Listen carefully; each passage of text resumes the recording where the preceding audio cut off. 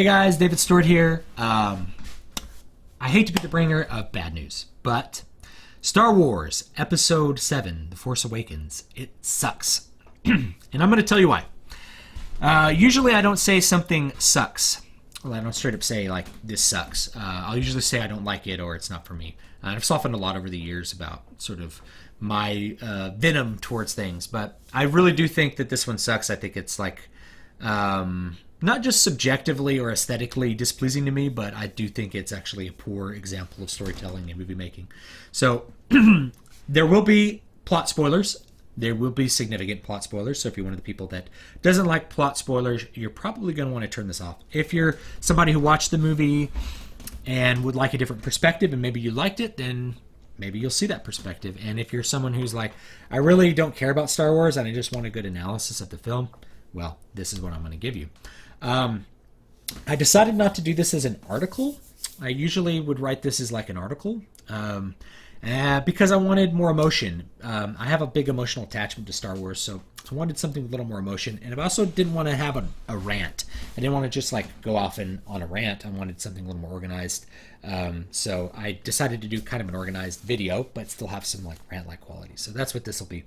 The main reasons that this movie sucked, I'm going to give sort of some big reasons and then I'll do some specifics. So the characters were really bland, stupid, and unlikable. So the characters were badly written and badly developed. The production doesn't serve the storytelling of Star Wars or this particular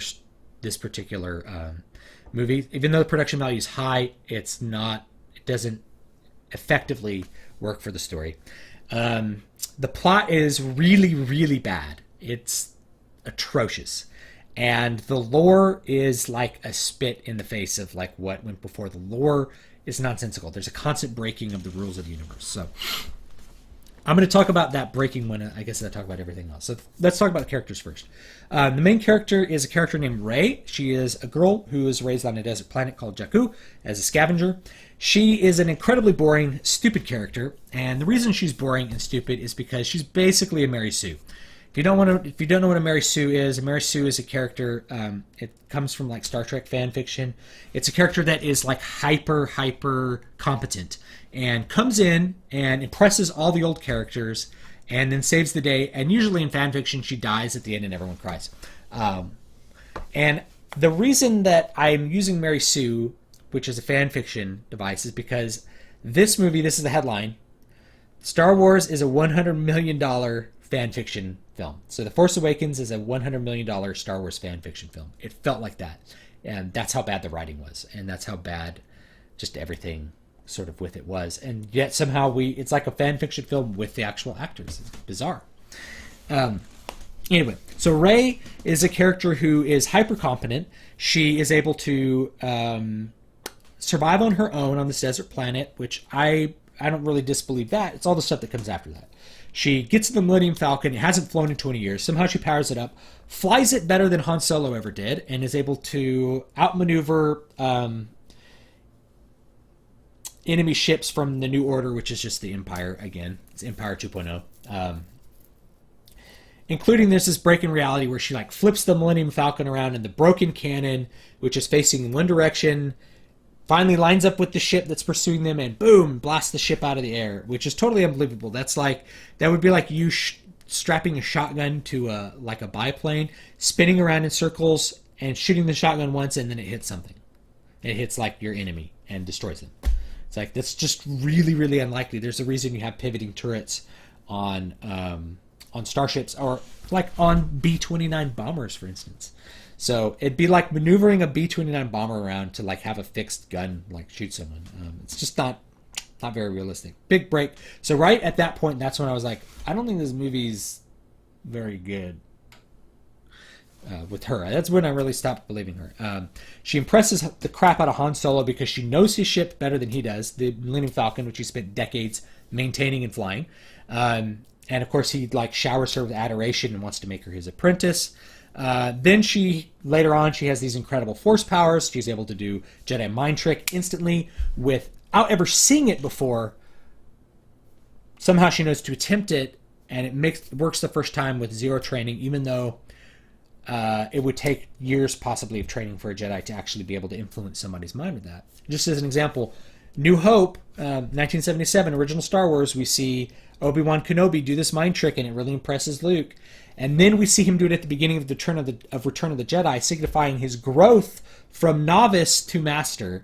In this case, her growth from novice to master occurs in about 30 seconds, where she goes, oh, I have force powers because I resisted Kylo Ren. Now I'll do a Jedi mind trick, which I've never heard of before, and it will work. Yes. So then at the end of it, she also has a sword fight with Kylo Ren, who's supposed to be a master swordsman and super powerful force wielder, and kicks his butt, basically. And she would kill him, except Deus Ex Machina. They just like split the earth open, and there you go. Sequels on the way. So I think she's a really bad character. I think a lot of people have given her a pass because she's a female protagonist, and that's unfortunate because if she was male, she would be just as boring and pointless, and she'd be just as much of a Mary Sue. She'd be a Marty Sue, if you want to call it that, and it's just not a good character. People are excited about a female protagonist. I like to say, hey, Leia was a female protagonist, and she was actually a good character and had her own struggles and her own growth. This character has no growth. There's no growth in the character, so she's boring. She's the main character. Second main character is Finn. Finn is a former stormtrooper, and he's not believable because, first of all, after being born and indoctrinated from birth to be this member of the New Order, of this new empire, he suddenly has a moral problem during this shootout at the beginning of the movie and decides to help a resistance pilot escape with his own selfish idea of like, I need to escape from the First Order. And then once he leaves the First Order, he's like well adjusted, he acts normally, he's able to interact with people normally, he has no moral issues, he doesn't act as if somebody who's been sheltered his entire life and has no moral values would actually act. So that's a little bit unbelievable, and it's also wasted.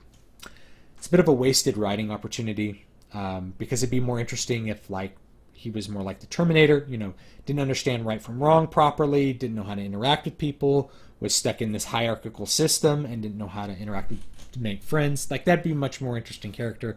Said they remove him from the First Order, and just like that, normal guy.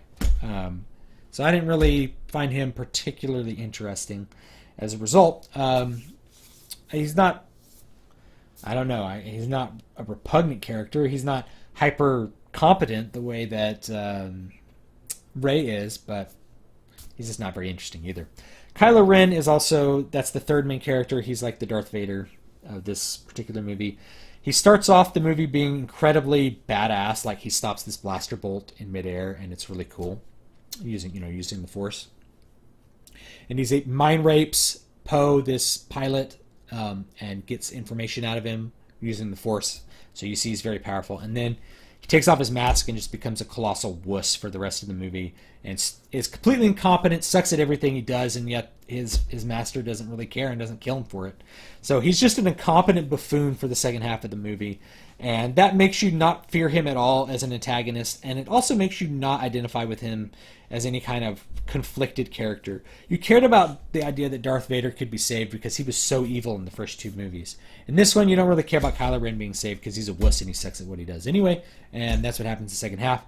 And that's, I guess, probably the only reason that Rey can beat him in a lightsaber duel is Kylo, besides being injured at the end, he also has been incompetent for an hour, so he's going to be incompetent at the end as well. So not a very good villain. Don't really care for him.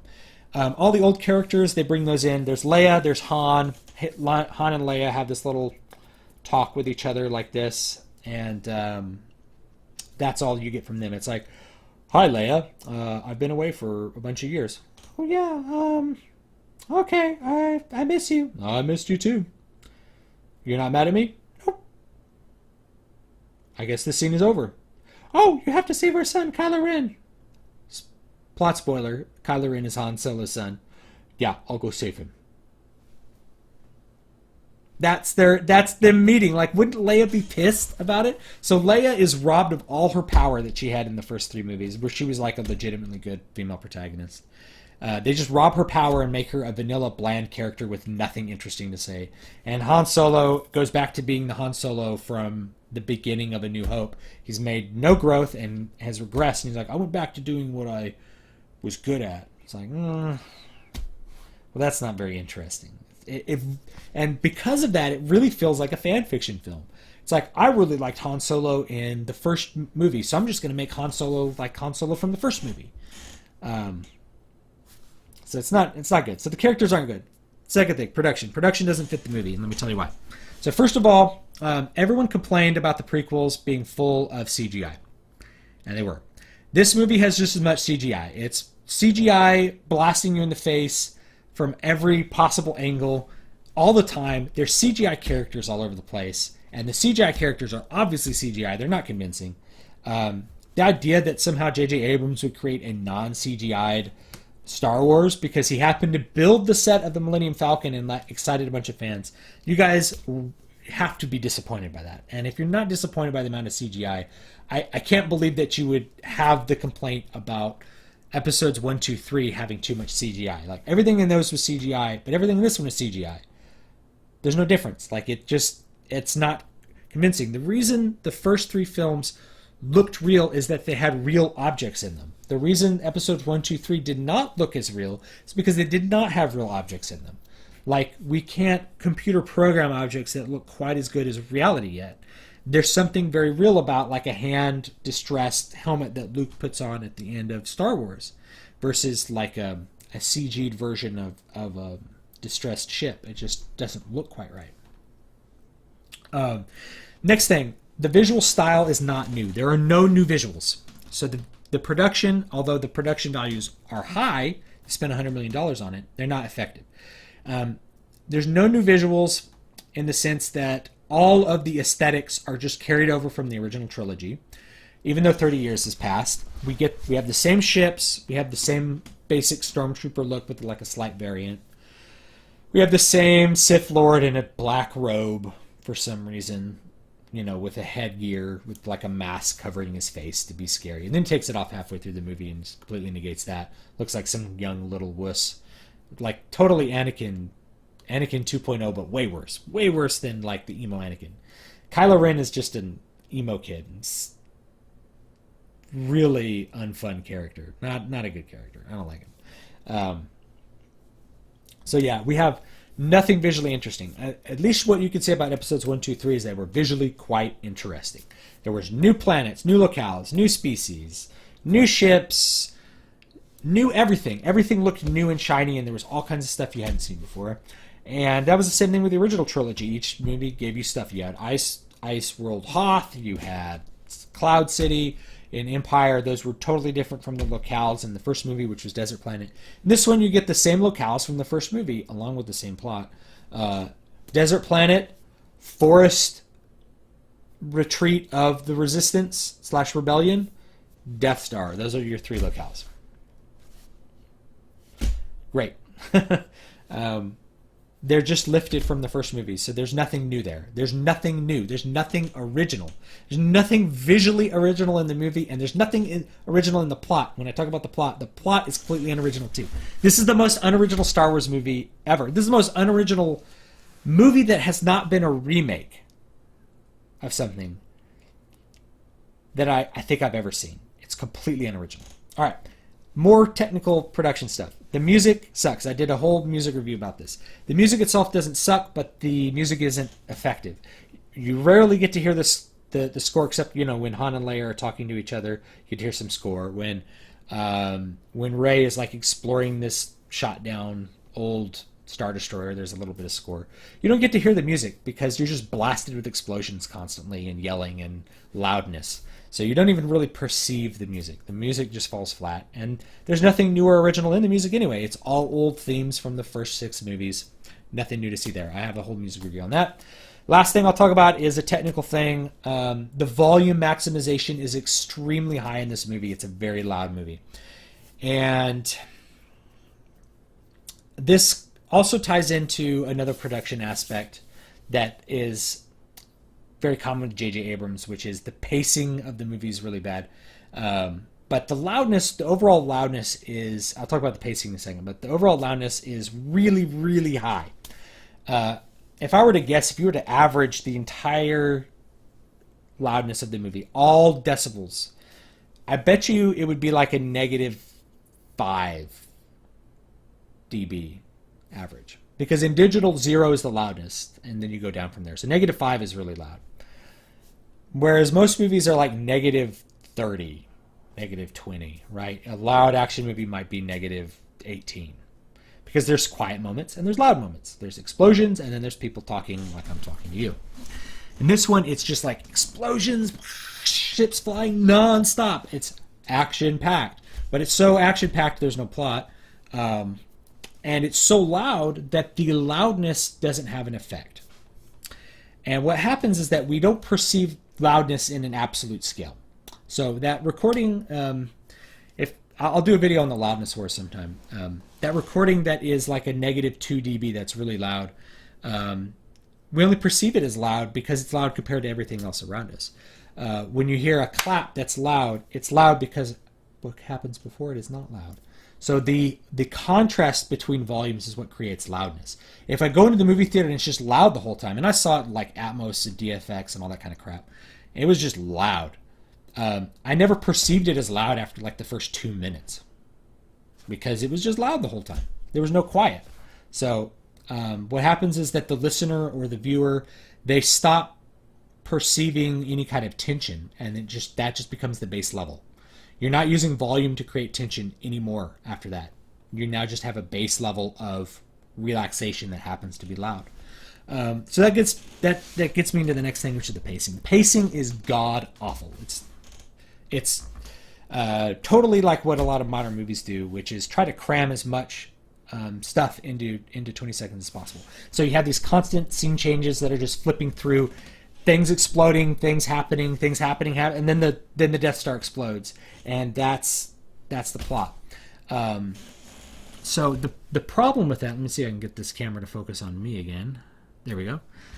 Problem with that pacing is that you don't ever perceive tension. The same way that you don't perceive loudness because everything's loud, you don't perceive tension because everything is action-packed.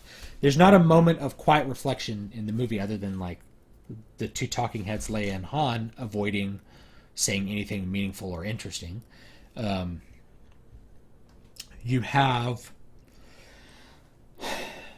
have to have things build up in order for there to be tension. And if you look at, I'll try to link it in this video too, there's the Death Star attack scene in A New Hope. They slowly approach the Death Star. You get the whole sort of build up. They get in the ships, they fly away. You get to see a long attack sequence, and then the Death Star finally explodes. In this case, it's just like they're attacking, and then things, it happens twice as fast as it does in the old movies.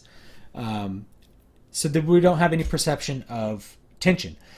The attack on the Star Killer, there's like Star Killer planet, Star Killer bases, I think is what they call it, which is it's a planet-sized Death Star. There's no tension in it because we know they're gonna destroy it. We know they're not gonna lose.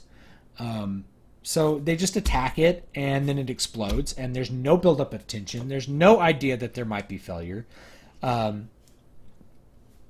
Never do we have any kind of characters feeling any kind of problems or feeling like they're not going to succeed or being worried about it. We just don't see it. It just doesn't exist for us. So that's the big problem with the pacing. And so the pacing doesn't serve the movie, and it doesn't serve a Star Wars movie. Star Wars movie has always been about the story. It's not been about things exploding. Contrary to popular belief, Star Wars movies have always been heavy on story.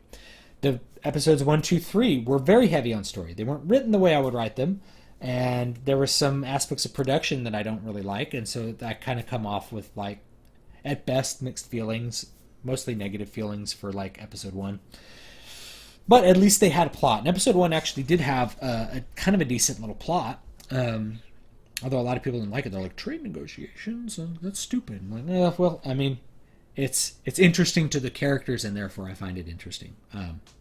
So that brings me to kind of the last biggest thing I'll talk about is the plot is bananas and makes no sense. The movie starts off with this pilot recovering this piece of a map a map to Luke Skywalker. Luke Skywalker has disappeared for reasons unknown. The reasons are revealed that he tried training a new generation of Jedis, and Kylo Ren, Han Solo's son, spoilers, turned on him. And then he, like an emo kid, went and hid.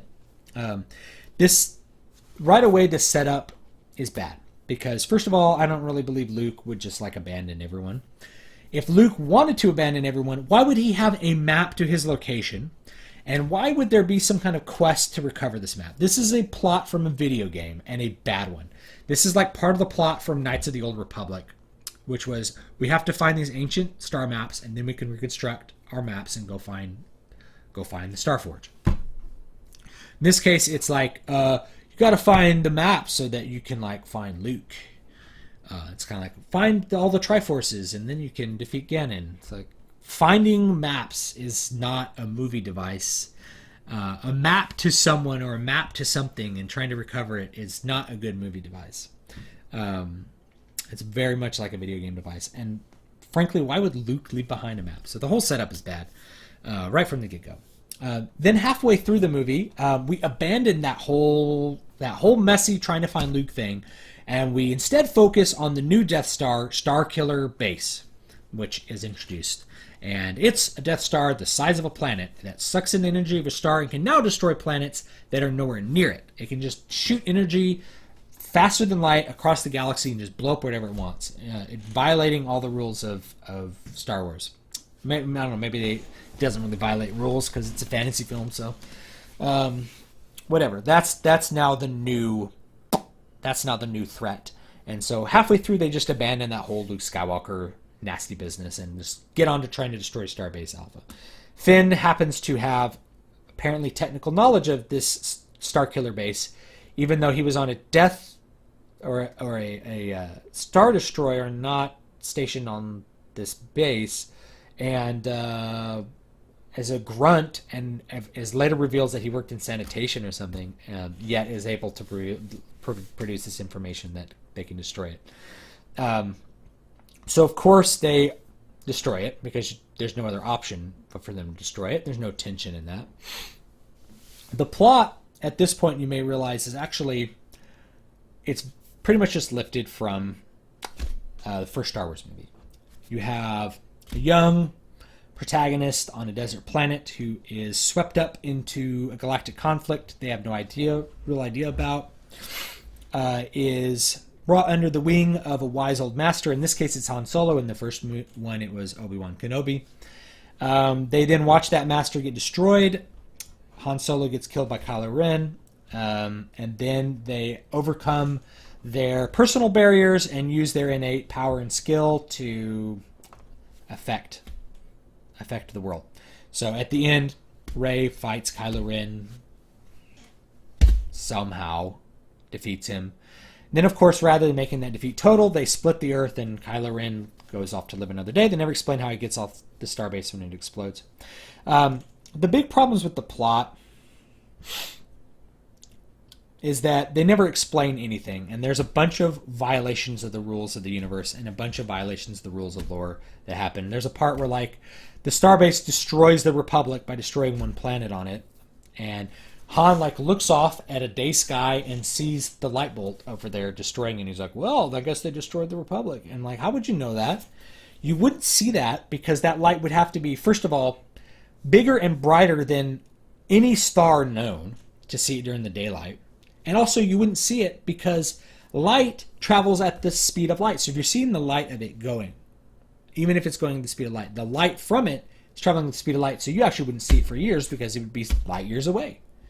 So you wouldn't see the light. Now, years later, people sitting on that planet would be like, oh, there's some weird, crazy light. But you wouldn't see it. It would be impossible. So, like, it breaks the laws of physics and the laws of Star Wars, and it's stupid. It really, all of those things, all of those problems. There's a part where they send 3 people to go disable the shields on the starbase killer. Han Solo, who just showed up at the Resistance, like, hi Leia, oh, hi. Can you go do this impossible mission and save our son? Yeah, I'll do that. Goodbye. They overcome this incredible shield by flying in at the speed of light. and that's it. That is just we'll go through the speed light and then like stop right before we hit the ground, and it'll be really impossibly cool. And we'll just pull up, and it'll be fine. And then we will miraculously run into Rey, who's been captured, where we are intending to blow things up on this planet. Imagine expecting to run into someone you're looking for and hoping to rescue, and this is your clue to the location. They are somewhere on Earth. Well, I have this other mission I have to do. Then I'll find her somewhere else on Earth. So you go to your mission, and they happen to be there. There you go. So the plot is unbelievable at every turn. Is lifted from episode 1, but way worse because, or not episode 1, episode 4, but way worse. Because in episode 4, it's all about the Death Star. At the very beginning, it's Leia hiding away the Death Star plans. At the end, they use those Death Star plans to destroy the Death Star. In this one, it's like the search for Luke, and then nothing happens. The Death Star blows up, and then they find Luke at the end, and he has 0 lines. So it's really, really... just the plot's very bad.